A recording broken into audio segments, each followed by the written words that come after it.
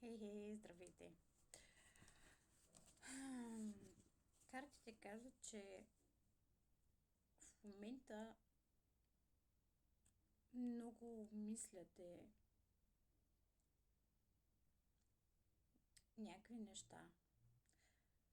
В вътрешна борба с себе си сте. Искате да разрушите нещо, което вече не е за вас, където не се чувствате на мястото си.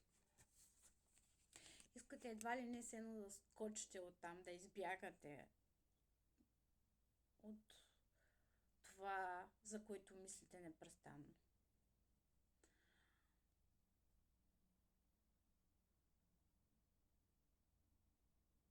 На моменти си казвате, добре, ще направя тая крачка. Ще тръгна там, на където искам. Ще сложа край. Виждате, как да кажа, една малка светлина в тунела. Обаче после отново се дърпате назад и губите тази своя решителност към промяна.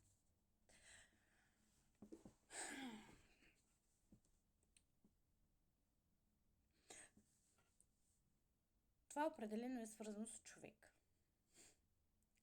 Искате да си тръгнете от някакви отношения, защото виждате как като те се рушат като е, една скала, която е била здрава. Но всички неща и всички предизвикателства, които са около нея, като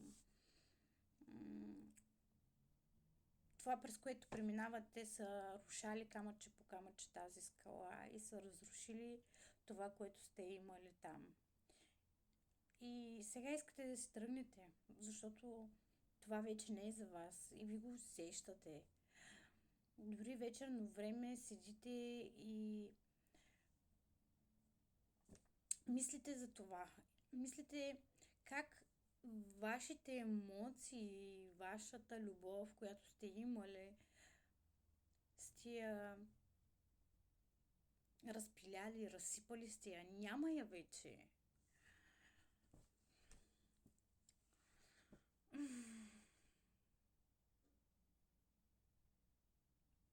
Много кофти енергия. Определено това е много кофти енергия.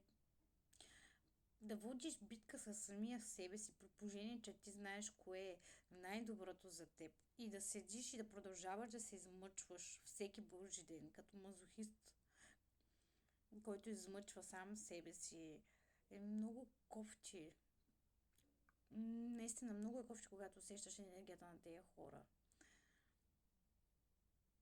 Не си готов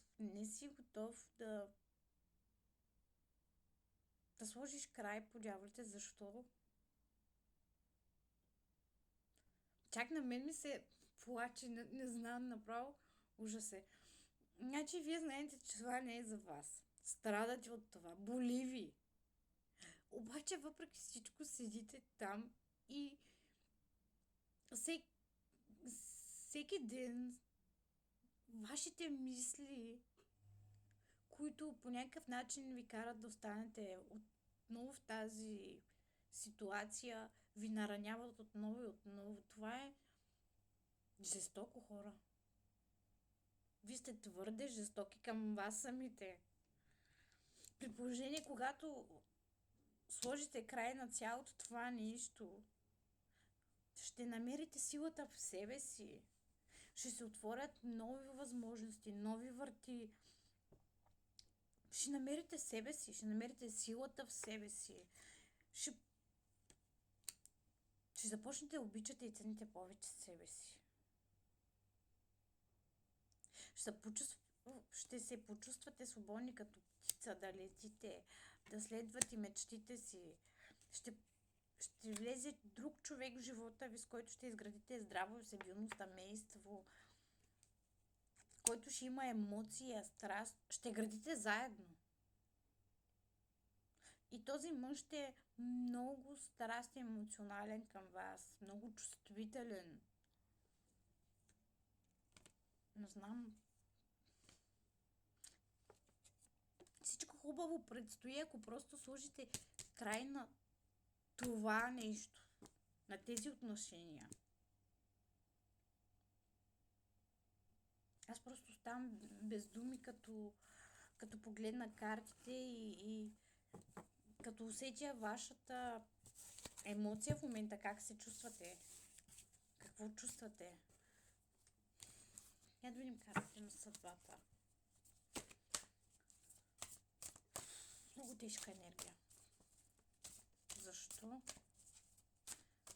се саботирате така?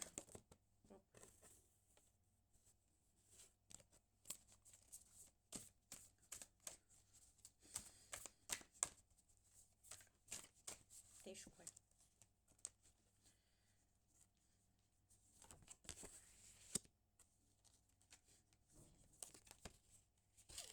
Ех.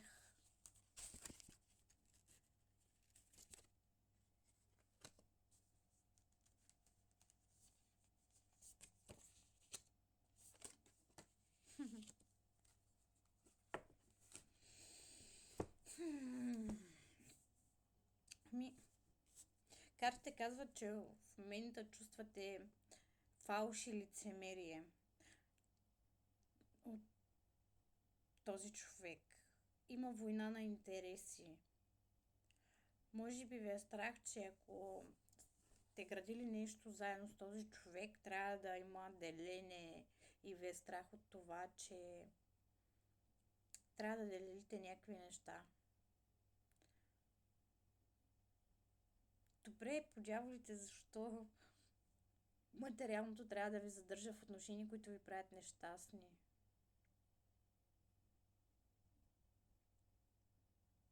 Но в крайна сметка някой ще ви провокира да, да вземете това решение, даже за ваше е неочаквано. Много импулсивно, така на момента ще го направите, но ще бъдете провокирани от някой друг. И тогава ще спуснете този човек и ще кажете: майната му по дяволите, аз заслужавам щастие. И ще изчистите всичко лошо от живота си. Това ще е вашата мъдрост. Не дейте да седите в отношения само заради някакви материални неща, които може да изгубите, защото докато пазите материалното, губите себе си, губите щастието си, губите здравето си, които няма как да се върнат каквито и средства, и богатства, и пари, и злато, и каквото и да разполагате. Те не се връщат. Уединение. Ангелите казват: време е да се оттеглиш и да събереш мислите си. Събери енергията и се концентрирай върху важните за теб неща. Това, което говорих. Просто съберете се и разберете, че вашето щастие е по-важно от всичко материално. Изчисти съзнанието си от лошите мисли. Замени всяка лоша мисъл с положителна. Това е за да тръгнете натам, на където искате. Понеже вие само виждате лошите сценари, които може да се случат, не дейте да ги мислите. Защото нашата фантазия е много по-богата от реалността и от реалните реакции на хората срещу нас. По-добре действай и разбери какво ще се случи, отколкото да си филмираш мозъка, мислите си и да си вкарваш най-различни варианти, в които как ще се случи, ама какво ще стане.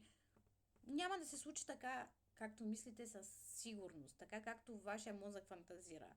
Просто трябва да действате и да го направите. Потвърждение. Не знам, аз нямам думи. Това е много тежка енергия. Подявайте, аз не бих седяла на такова място. Честно. Потвърждение. Така че, дързайте, бъдете живи и здрави и следвайте сърцето си.